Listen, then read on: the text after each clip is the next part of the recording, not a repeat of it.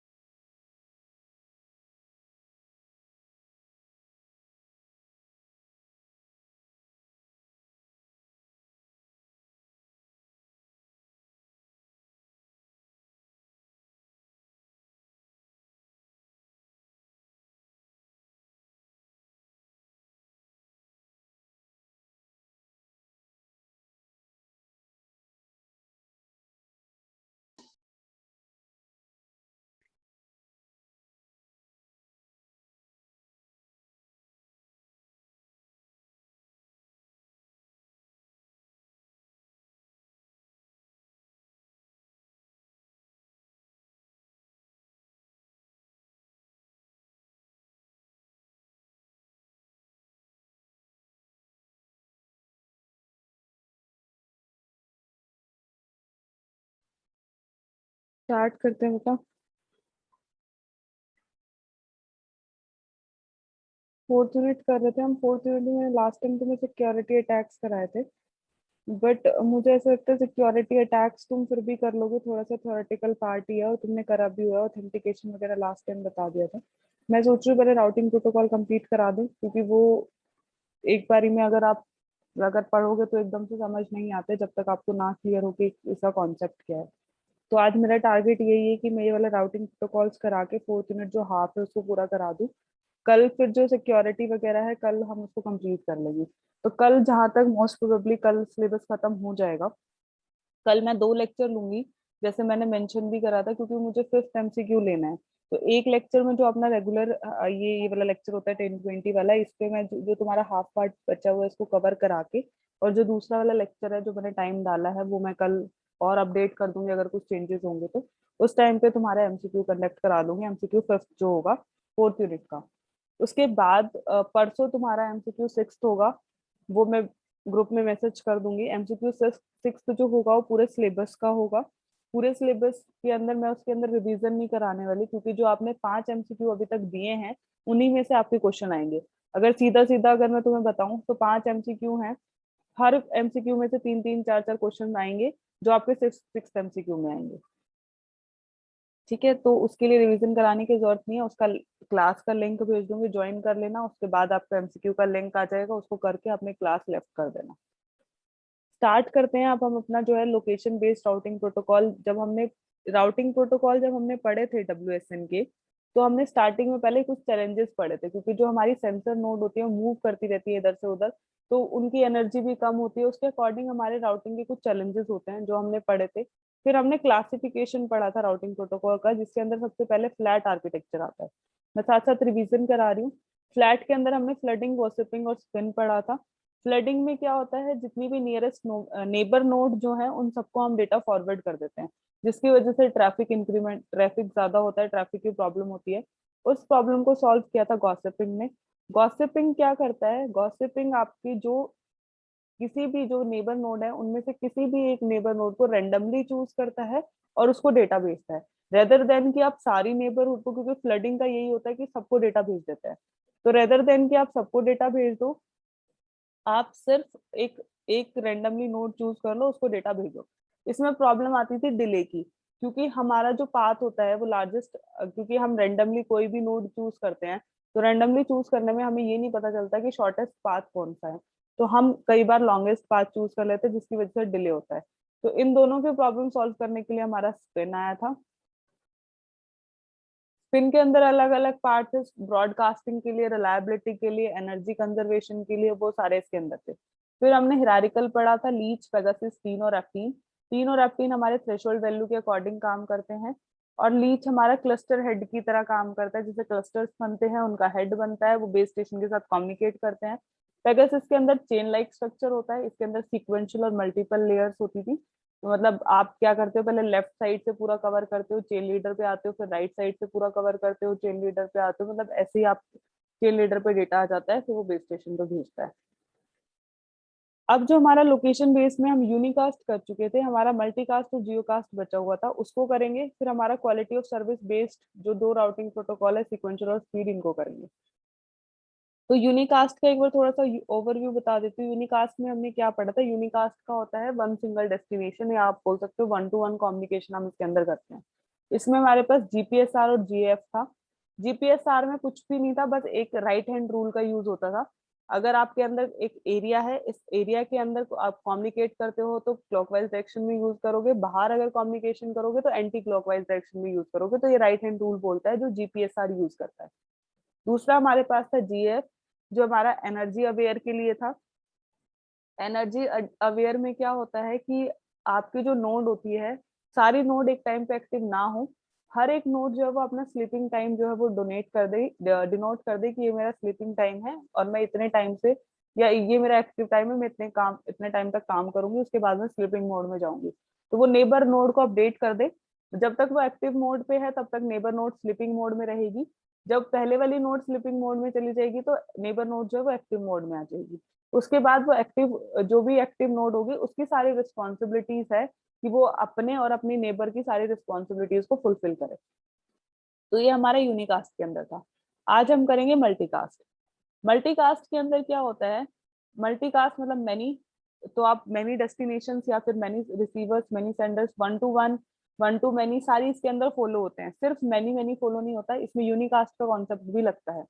Unicast का concept कैसे लगता है, जब कोई भी सोर्स नोड होगी, सोर्स नोड से जब आप नेक्स्ट नोड को डेटा भेजोगे तो वो यूनिकास्ट होगा, मतलब वो वन टू वन कम्युनिकेशन होगा। उसके बाद वो फ्लडिंग होगी, मतलब उसके बाद वो मल्टीकास्टिंग होगा। आगे एक डायग्राम है, उसके थ्रू समझ आ जाएगा। इसमें हमारा जो मेन आता है वो एसपीबीएम आता है। इसके अलावा एक दो राउटिंग प्रोटोकॉल और हैं जो हमने डिटेल में नहीं करे हैं, सिर्फ उनके नाम नाम है और एक दो लाइन की डेफिनेशन की है। इसके बाद हमारा आता है जियोकास्ट, जिसके अंदर हमारा गियर और जीपीएफजी होता है। जियोकास्ट क्या होता है, यूनिकास्ट और मल्टीकास्ट दोनों का कॉम्बिनेशन होगा, क्योंकि मल्टीकास्ट में भी यूनिकास्ट का ही कॉम्बिनेशन होता है। मतलब यूनिकास्ट भी फॉलो करता है वो, मल्टीकास्ट भी करता है। जियोकास्ट बिल्कुल सेम काम करता है मल्टीकास्ट की तरह, बस एक डिफरेंस हो जाता है जियोकास्ट में कि वो एक ज्योग्राफिकल लोकेशन को आइडेंटिफाई करता है और उसको एक पैरामीटर की तरह डिफाइन कर देता है कि मुझे कम्युनिकेशन करना है तो सिर्फ इस एरिया के अंदर कम्युनिकेशन करना है, इस एरिया से बाहर मैं कम्युनिकेट नहीं करूंगा। ठीक है, तो अगर बाहर कम्युनिकेशन होगा तो अलग तरीके से होगा, अंदर कम्युनिकेशन होगा तो मल्टीकास्टिंग होगा, बाहर यूनिकास्टिंग होगा। वो हम आगे जैसे टॉपिक आएगा तो हम उसको कवर करेंगे। अब हम स्टार्ट करते हैं मल्टीकास्ट से। मल्टीकास्ट में क्या होता है, जैसे मैंने पहले बोला, सबसे पहले इसके अंदर यूनिकास्ट होती है, उसके बाद फ्लडिंग होती है, उसके बाद मतलब मल्टीकास्टिंग होता है। इसका मतलब क्या है, जैसे ये हमारी पिंग नोड, ये जो है ये सोर्स नोड है, इससे नेक्स्ट इसमें डेटा भेजा, सपोज यहाँ पे एक नोड है, यहाँ डेटा भेजा, तो ये यूनिकास्ट हुआ है, वन टू वन हुआ है। उसके बाद इसके अंदर फ्लडिंग हुई है, मतलब उसके बाद इसके अंदर मल्टीकास्टिंग हुई है। तो ये मल्टीकास्टिंग कॉन्सेप्ट यही कहता है, one to one, one to many, many to many, सारी इसके अंदर फॉलो होते हैं। इसमें जो पहला हमारा है एसपीबीएम, जिसको बोला जाता है scalable based position multicast. Position multicast ये कैसे काम करता है, ये पोजीशन के बेसिस पे मल्टीकास्ट करता है। पोजीशन के बेसिस पे कैसे, इसके अंदर हमारा क्वाड ट्री बनता है। क्वाड ट्री मतलब फोर ट्री, या आप बोल सकते हो क्वाड्रिलेटर, या फोर पोर्शन इसमें डिवाइड होते हैं, और वो डिवीजन होता है लेवल्स के अकॉर्डिंग। अगर आपने एल की वैल्यू 3 दी है तो आपके लेवल बनेंगे 0 से लेके L-1, मतलब 0 से लेके 2 तक, 0 1 2, 3 लेवल बनेंगे। हर एक लेवल के अंदर दो टेबल होंगी, एक ग्लोबल टेबल होगी और एक लोकल टेबल होगी। ग्लोबल टेबल जो भी ग्लोबली इंफॉर्मेशन शेयर करनी होगी, जो भी सारी इंफॉर्मेशन होती है वो ग्लोबली तो आप शेयर कर सकते हो, वो ग्लोबल के अंदर आएगी। लोकल जो आपकी नियर बाय नेबर्स की या फिर आपकी नोड की आईडी वगैरह जो भी उसकी मेंबरशिप, जो किस टेबल किस लेवल का मेंबर है, जो मतलब लोकल इन्फॉर्मेशन होगी वो आपकी लोकल मेंबर टेबल के अंदर आएगी। इसके अंदर साथ साथ एक इन्फॉर्मेशन होती है मेंबरशिप नंबर की, ये 0 और 1 की फॉर्म में इसको रिप्रेजेंट करा जाता है। इससे हम ये आइडेंटिफाई करते हैं कि कौन सा स्क्वायर या कौन से ग्रुप से बिलोंग करता है। ये डायग्राम आपको यहाँ से क्लियर नहीं होगा, मैं आपको नीचे इसका जूम डायग्राम है वो दिखा देती हूँ।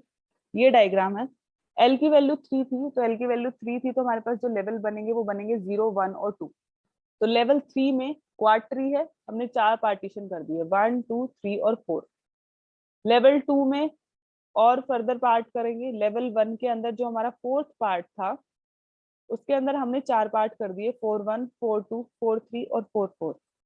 लेवल 0 के अंदर हमने फिर एक पार्ट के 4 पार्ट कर दिए, 4, 4, 1, 4, 4, 2, 4, 4, 4। ठीक है, तो ये 3D आर्किटेक्चर है। इसके अंदर आप हर एक पार्ट को जैसे जैसे लेवल आप डिक्रीज होता जाएगा वैसे वैसे आप उसको फर्दर जो है वो 4 पार्ट में डिवाइड करते जाओगे। इसका मतलब क्या होता है कि जो आपका पार्टीशन हुआ है वो एक आपका ग्रुप बन जाएगा, और जो भी कम्युनिकेशन होगा वो एक ग्रुप के अंदर कम्युनिकेशन होता है। ठीक है, जो सारी इंफॉर्मेशन मैंने बताई है वही सारी इंफॉर्मेशन यहाँ पे लिखी हुई है थ्योरेटिकल पार्ट में। लेवल इतने बनेंगे, ठीक है, उनकी मेंबरशिप इंफॉर्मेशन होगी, तो इसके अंदर में कुछ ऐसा नहीं है। ये मेंबरशिप टेबल है, इस टेबल की इन वैल्यू से, क्योंकि मैंने बोला था 0 और 1 की फॉर्म में रिप्रेजेंट है, तो इन वैल्यू से हम आइडेंटिफाई कर सकते हैं कि कौन सा स्क्वायर है, कौन सी नोड है, उसके बेसिस पे हम उसको कम्युनिकेट कर सकते हैं। इसके अलावा अगर मैं मल्टीकास्टिंग की बात करूं तो इसके अंदर 2 राउटिंग प्रोटोकॉल होते हैं, जीएमआर जो ज्योग्राफिकल मल्टीकास्ट राउटिंग है, और रिसीवर बेस्ड मल्टीकास्टिंग।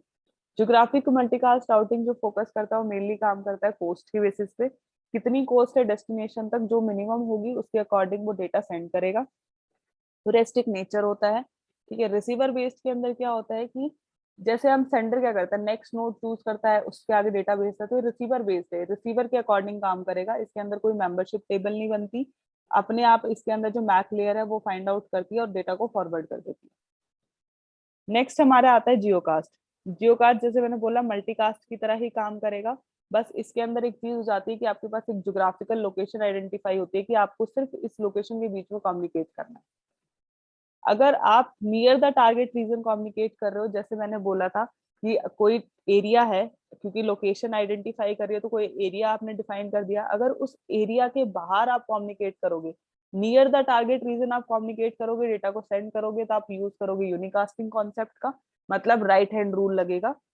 अगर आप within the target region, अगर आप within the area communication करोगे तो मल्टीकास्टिंग होगी, मतलब फ्लडिंग होगी। इसमें जो पहला एल्गोरिथम है हमारा राउटिंग प्रोटोकॉल है वो हमारा गियर है, जो है geographic and energy aware routing. Energy aware है, इसमें ये क्या कहता है, ये कहता है कि हम जनरली ना हर एक नेबर नोड को अपना डेटा भेज देते हैं। तो हम हर एक नेबर नोड को डेटा क्यों भेजें?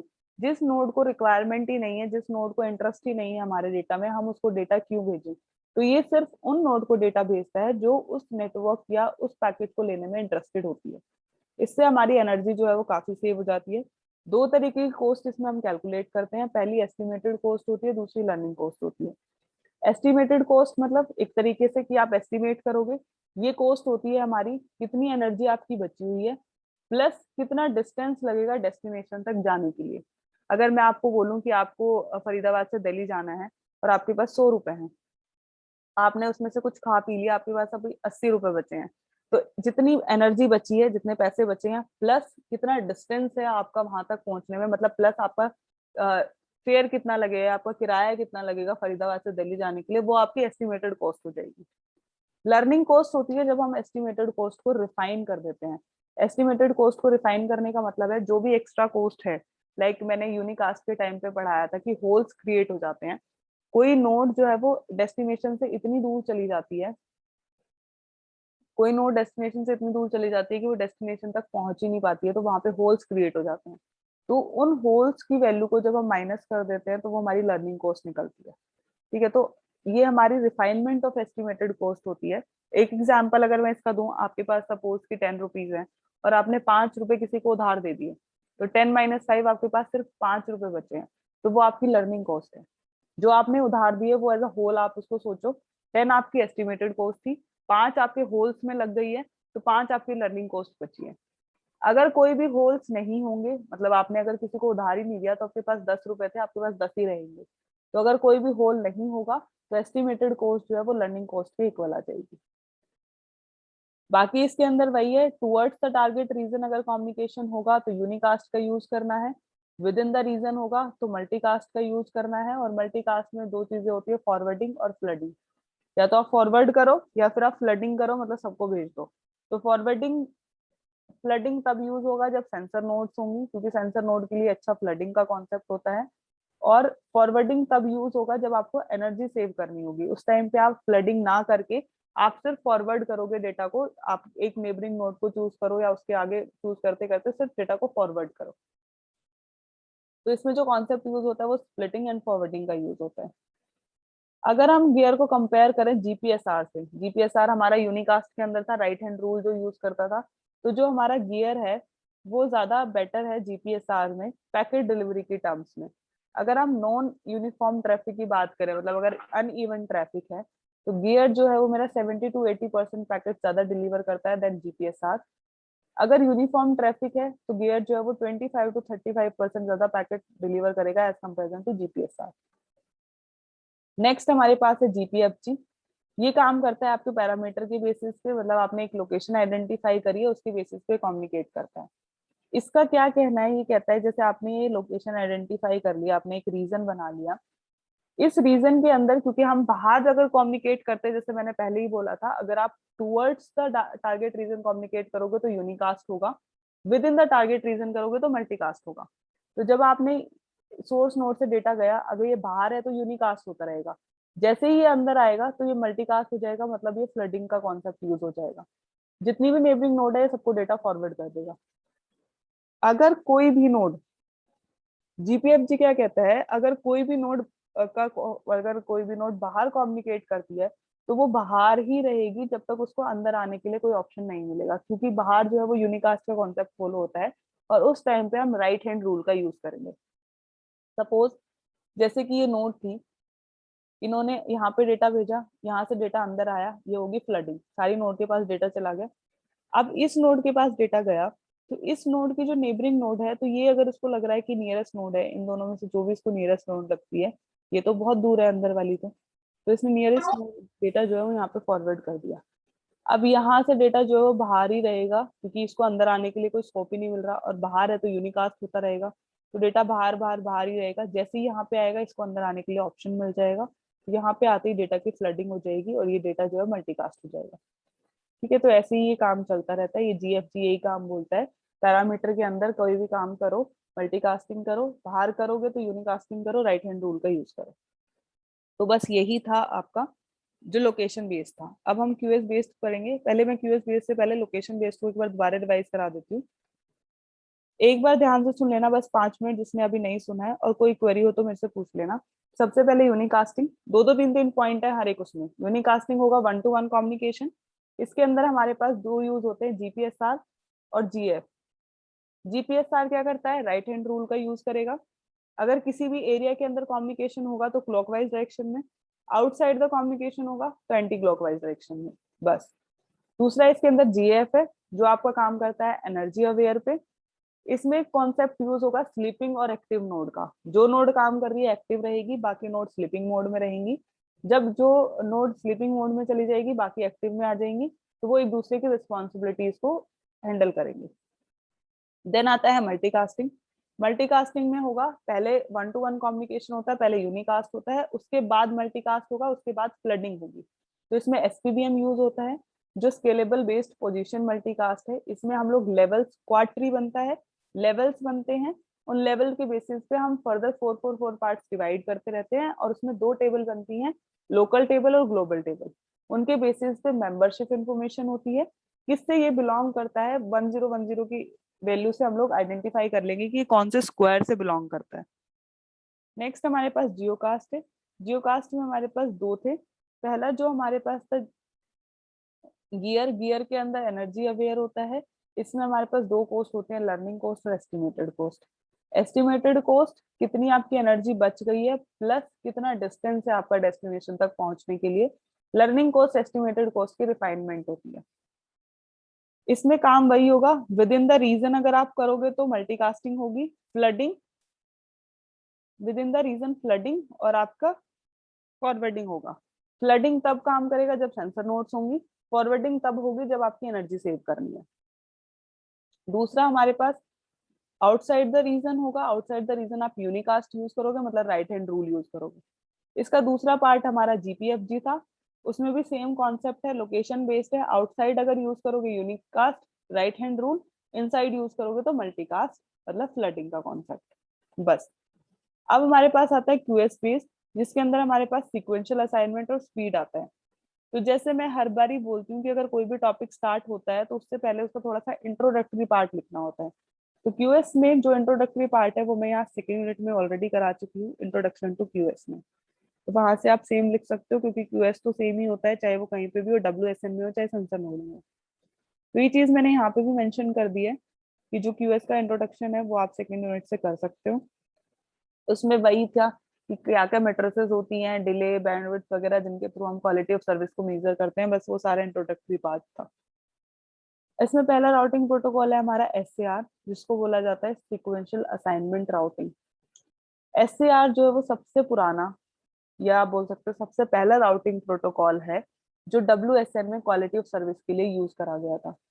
इसमें 3 फैक्टर्स होते हैं जिसके बेसिस पे हम क्वालिटी को मेजर करते हैं। पहला फैक्टर होता है एनर्जी, रिसोर्सेज की एनर्जी कितनी है, हर पाथ की क्वालिटी ऑफ सर्विस कैसी चाहिए, और उसका प्रायोरिटी लेवल। मेनली ये काम करता है प्रायोरिटी लेवल पे। अगर हाईएस्ट प्रायोरिटी है तो आप उसमें बिल्कुल भी डिले नहीं करोगे, अगर लोवेस्ट प्रायोरिटी है तो आप उसके अंदर थोड़ा बहुत डिले कर सकते हो। रूट फेलियर की प्रॉब्लम इसके अंदर खत्म हो जाती है, क्योंकि जो रूट फेलियर है ये ट्री लाइक स्ट्रक्चर बनता है। तो मल्टीपल पाथ इसके पास अवेलेबल होते हैं, एक पाथ फेल हो जाता है, एक पाथ काम नहीं करता, तो दूसरे पाथ अवेलेबल होते हैं कम्युनिकेशन करने के लिए। ठीक है, टेबल्स इसके अंदर बनती है जिनके थ्रू हम कम्युनिकेट करते हैं। अब इसका एग्जाम्पल अगर मैं आपको समझाऊं, ये एक एग्जाम्पल है। ये सिंक नोड है, ये क्या करना चाहती है, अपना डेटा जो है वो see, sink is like base station, तो ये सी के साथ कम्युनिकेट करना चाहती है, सी को डेटा भेजना चाहती है। तो हमारे पास बहुत सारे पाथ हैं सी के पास जाने के लिए, तो अभी मैं सिर्फ ए और बी दो पाथ से आपको समझाती हूँ। सिंक नोड क्या करेगी, ए के थ्रू अगर जाएगी तो उसको कितना पाथ पड़ेगा, 1, 2 और 3। अगर सिंक नोड बी के थ्रू जाती है तो उसको पड़ता है 1, 2, 3, 4 और 5। तो शॉर्टेस्ट पाथ हमारा ए के थ्रू है जिसके अंदर 3 वैल्यू है, और लॉन्गेस्ट पाथ हमारा बी के थ्रू है जिसके अंदर 5 वैल्यू है। अब हम इसकी प्रायोरिटी चेक करेंगे। अगर इसकी प्रायोरिटी ज्यादा होगी, सी की प्रायोरिटी ज्यादा होगी, तो हम इसका शॉर्टेस्ट पाथ चूज करेंगे। अगर इसकी प्रायोरिटी कम होगी, मतलब क्वालिटी, अगर प्रायोरिटी कम है तो हम क्वालिटी ऑफ सर्विस में भी थोड़ा बहुत मैनेज कर सकते हैं, तो हम लॉन्गेस्ट पाथ या फिर डिले इसके अंदर यूज करेंगे।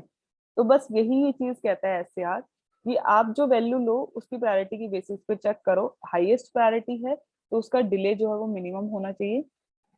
ये यहाँ पे लिखा हुआ है, higher priority lower delay, lower priority greater delay. ठीक है, तो सारा जो मैंने पढ़ा है वो सारा यहाँ पे लिखा हुआ है।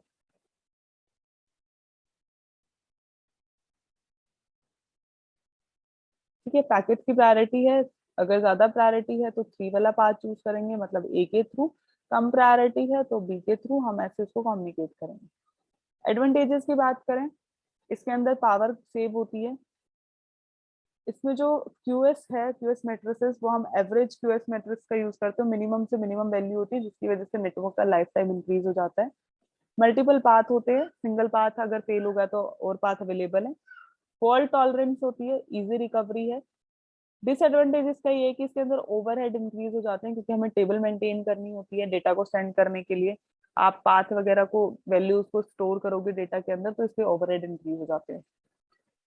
दूसरा राउटिंग प्रोटोकॉल है हमारा जो क्यूएस के अंदर है, वो हमारा है स्पीड। स्पीड काम करता है कि मेनली जो ये काम करता है, ये हमारा काम करता है soft real time end to end guarantee. Real time system पता है आपको, हार्ड और सॉफ्ट भी पता है। हार्ड में बिल्कुल भी डिले नहीं होता, सॉफ्ट के अंदर थोड़ा बहुत डिले आप एक्सेप्ट कर सकते हो। तो सॉफ्ट रियल टाइम के लिए एंड टू एंड गारंटी, मतलब डेस्टिनेशन तक डेटा पहुंच जाए, उस चीज के लिए काम करता है। नॉर्मल कॉन्सेप्ट है इसके अंदर वही आपका फॉरवर्डिंग वाला, नेबर को चूज करो, स्पीड कैलकुलेट करो। स्पीड इसके अंदर कैसे कैलकुलेट होती है, जो अपना नॉर्मल फॉर्मूला होता है ना, speed is equal to distance upon time, उसके बेसिस पे ना यहाँ पे हम डिले एस्टिमेट करते हैं। डिले मतलब टाइम एस्टिमेट करते हैं। तो speed is equal to distance upon time है, तो टाइम क्या हो जाएगा, डिस्टेंस अपॉन स्पीड। तो कितना डिस्टेंस है जाने के लिए, क्या उस पैकेट की स्पीड है, उसके बेसिस पे हम लोग ना इसका डिले कैलकुलेट कर लेते हैं। उस डिले के थ्रू हम आगे उसको डेटा को जो है वो भेजते हैं। अब अगर डिले कैलकुलेट नहीं हो पा रहा है, पहले तो हम डिले कैलकुलेट करेंगे, डिले एस्टिमेट करेंगे। अगर किसी रीजन की वजह से डिले एस्टिमेट नहीं हो पा रहा है, तो दूसरा ऑप्शन होता है कि हम लोग रिले रेशियो का यूज करें। रिले रेशियो होता है मिस रेशियो, आपने कैश के अंदर पढ़ा होगा, हिट रेशियो, मिस रेशियो। कितने पैकेट डेस्टिनेशन तक पहुंचे, कितने पैकेट डेस्टिनेशन तक नहीं पहुंचे, उसके बेसिस पे हम मिस रेशियो कैलकुलेट करेंगे, और मिस रेशियो से हम लोग डिले को एस्टिमेट करेंगे। तो मेनली जो एक स्पीड है, ये काम करता है आपकी स्पीड पे, पैकेट की स्पीड, इसलिए इसका नाम स्पीड है। पैकेट की स्पीड से आप टाइम एस्टिमेट करो, मतलब डिले एस्टिमेट करो, और उस डिले के बेसिस पे आप आगे जो है वो डेटा को फॉरवर्ड करो। इसमें ना 4 मॉड्यूल्स यूज होते हैं। SNGFA, stateless geographic non determinate forwarding, ये कॉन्सेप्ट यूज होता है। इसके अंदर 4 मॉड्यूल्स यूज होते हैं। पहला है इसके अंदर बैकन एक्सचेंज, देन हमारे पास है neighbourhood feedback loop, back pressure rerouting, और आपका डिले एस्टिमेशन।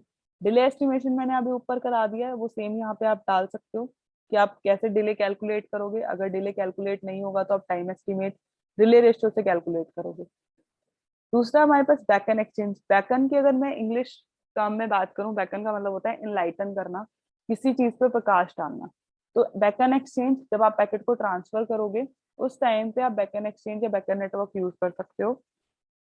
इसकी क्या क्या करेक्टरिस्टिक्स है, पहली चीज है ये डिसेंट्रलाइज्ड है। मतलब आपको कोई सेंट्रल अथॉरिटी की जरूरत नहीं है काम करने के लिए, आपको डेटा सेंड करना आप इजिली कर सकते हो। कोई फीस नहीं है इसकी, किसी से परमिशन लेने की जरूरत नहीं है। रोबस्ट है, इजिली हर एक एप्लीकेशन के साथ काम कर सकता है। फास्ट है, इम्पार्शियल है, कोई पार्शियलिटी नहीं है, और ओपन सोर्स है। तो ये सारी चीजें हमारी बैकएंड के अंदर यूज होती हैं, इसलिए हम बैकएंड एक्सचेंज यूज करते हैं। दूसरा आता है neighbourhood feedback loop. Neighbourhood feedback loop क्या कहता है, नेबरहुड फीडबैक मतलब feedback I, acknowledgement I, types of. तो ये क्या करता है नेबरहुड फीडबैक, जब आप सोर्स से डेस्टिनेशन तक डेटा भेजते हो, तो आपने सपोज एबीसीडी भेजा, ए बी वहां पे पहुंच गया है और डेस्टिनेशन जो है वो ए बी पे काम कर रहा है, ऑल ऑफ सडन जो है वो सी जाने लगा। तो उस टाइम पे अगर सी चला जाएगा तो कंफ्यूजन क्रिएट हो जाएगी। तो डेस्टिनेशन क्या करता है, अपने नेबर को ना कुछ फीडबैक भेजता है, कुछ एक्नॉलेजमेंट भेजता है, जिससे सोर्स जो है ना वो बिजी रहता है उन सब चीजों में। तो वो उसको बिजी रखता है, मतलब फालतू की बातें करके बिजी रखता है। इतने वो अपनी ए और बी की प्रोसेसिंग करता रहता है। जब उसका प्रोसेसिंग खत्म हो जाती है तो वो सी को ले लेता है और फर्दर प्रोसेसिंग करता है। तो नेबरहुड फीडबैक इज लाइक, वो इंगेज रखता है अपने नेबर को, अपने सोर्स को, ताकि उसके पास डेटा जो है वो आराम से काम हो सके। बैक प्रेशर रीराउटिंग होता है। बैक प्रेशर रीराउटिंग काम करता है, अगर आपको दोबारा कोई रूट भेजना है या कोई सी रीजन की वजह से एरर आ गया है तो रीराउटिंग करोगे। तो बैक प्रेशर रीराउटिंग में आप ना टाइम स्लॉट, जैसे टीडीएमएम में होता है टाइम डिवाइड कर देते हो, तो ऐसे आप इसके अंदर टाइम स्लॉट डिवाइड कर देते हो, और उस पर्टिकुलर टाइम में ही जो है वो डेटा एक्सचेंज होगा, कम्युनिकेशन होगा। डिले एस्टिमेशन में ऑलरेडी करा चुकी हूँ ऊपर, कैसे कैलकुलेट होता है। तो यही चीजें लिखी हुई हैं सारे। अब अगर हम बात करें एडवांटेजेस की, तो सिंपल है, ठीक है। एंड टू एंड डिलीवरी होती है, जैसे मैंने अभी बताया। एनर्जी कम वेस्ट होती है। डिसएडवांटेज इसका ये है कि ये सिर्फ एक ही मैट्रिक्स को यूज करता है, लाइक डिले। इससे ज्यादा ये कोई मैट्रिक्स को यूज नहीं करता है। तो ये थोड़ा सा रियलिस्टिक नहीं साउंड करता, ऐसा लगता है कि हवा में बातें हो रही हैं कि हाँ डिले ऐसे एस्टिमेट हो जाएगा, स्पीड कैलकुलेट हो जाएगी, काम हो जाएगा। तो ये ज्यादा रियलिस्टिक नहीं लगता, इसलिए ज्यादा यूज भी नहीं होता है। ठीक है, तो ये दो हमारे क्यूएस राउटिंग प्रोटोकॉल थे। एक बार फटाफट रिवाइज करा देती हूँ। केस वाला, लोकेशन वाला तो हो गया। क्यूएस वाले में एसएआर है, जो प्रायोरिटी के बेसिस पे काम करेगा। ठीक है, छोटे छोटे पॉइंट है, highest priority, lower delay, lower priority, greater delay, बस।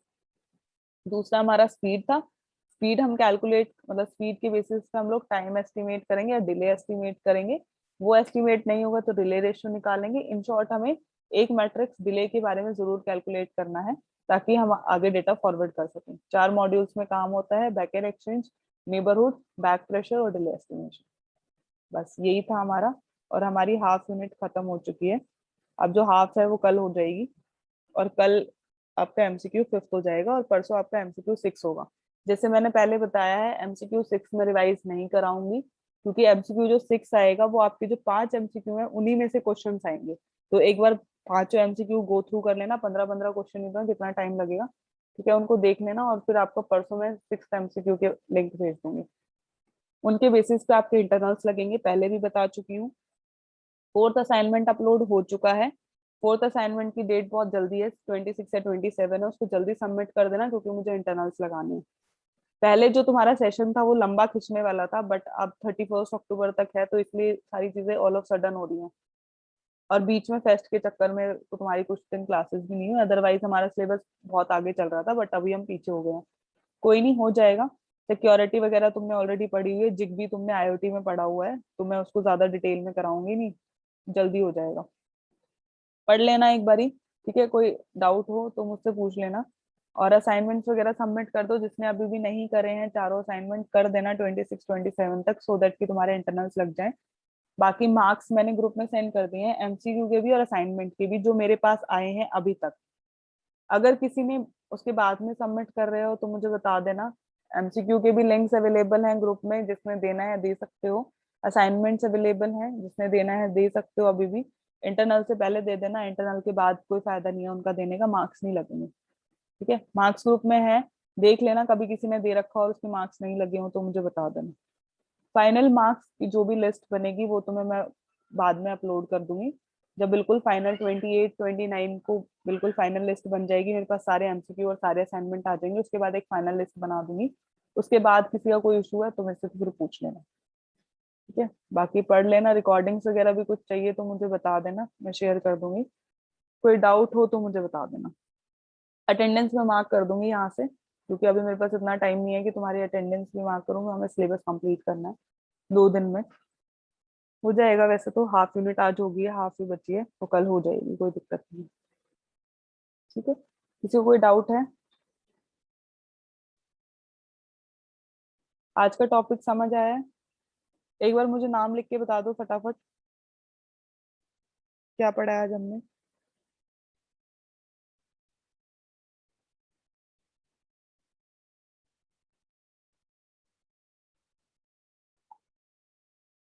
जल्दी बताओ, क्या सोओगे क्या? पेपर ऑनलाइन होगा? नहीं, इसका कुछ नहीं बता, पेपर ऑनलाइन होगा।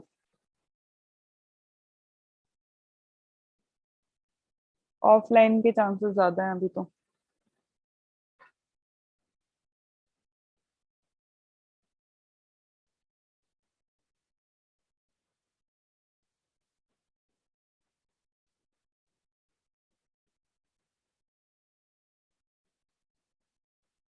गुड संजय।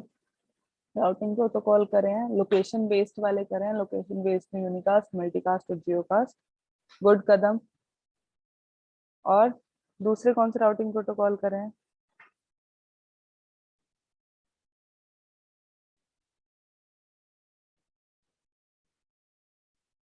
लोकेशन बेस्ड के अलावा कौन से करे हैं?